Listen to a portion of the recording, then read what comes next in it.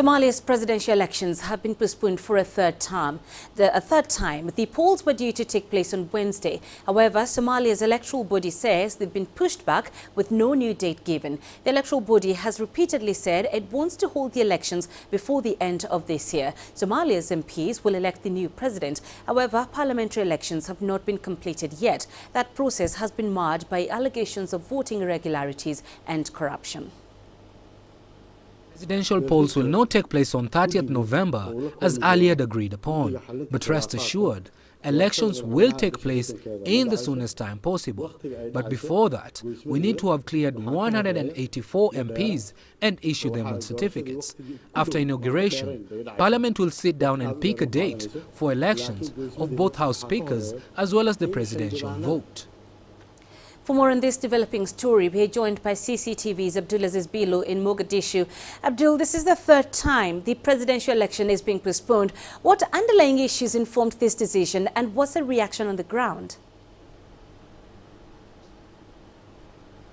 Well, here on the ground, Penina, there's been a mixed reaction, some mixed reaction rather. Some experts are saying that the election process is going a bit slow, but it's headed towards the right path. But the political analysts, most of them here in the capital, politicians as well as parliamentary and presidential hopefuls, have rather been condemning the government for the rather slow pace of the ongoing polls. Penina, from the start, this process has become quite slow. Elections for the parliament were initially planned to take place on the 20th of August this year, and also the presidential poll was scheduled for September 10th. So those two deadlines were missed, and the process started rather late towards the end of the year. That's why until now there's no presidential polls and the parliament is yet to be formed. Now the Electoral Commission says that only 178 members of parliament have been picked so far.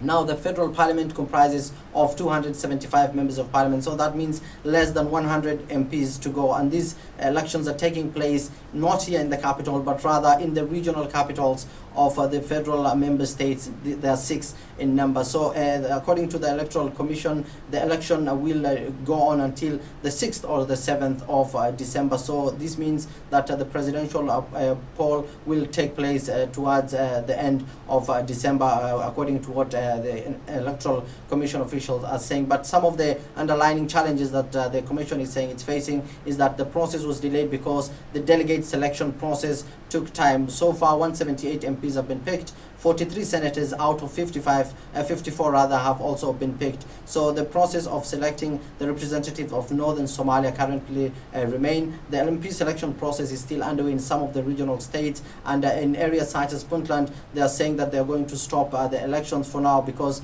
they want their issues and their grievances addressed. So it's quite a big challenge, Penina, for the Electoral Commission here right now. And are these numerous delays playing into the hands of Al-Shabaab militants, given their opposition to the Somali elections from the onset?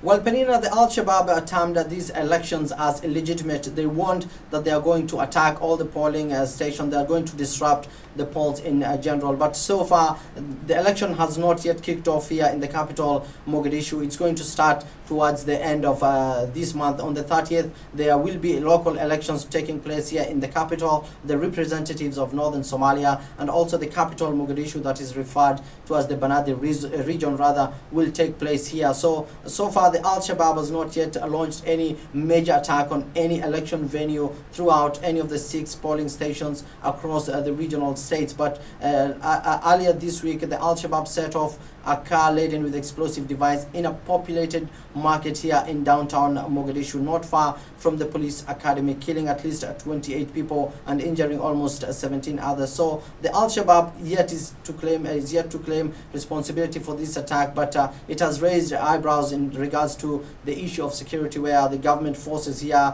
the police commissioner told us that they have beefed up security ahead of the planned presidential polls later this month. But the attack here sheds more light on the challenges facing the security forces. And in Johar, not far from the capital, the Al-Shabaab set off a landmine at a military post where security forces were manning the key roads that lead to Johar. They have not said if this attack was election related, but definitely it's a threat the Al-Shabaab poses for the Election Commission. Okay, Abdulaziz Bello in Mogadishu. Many thanks.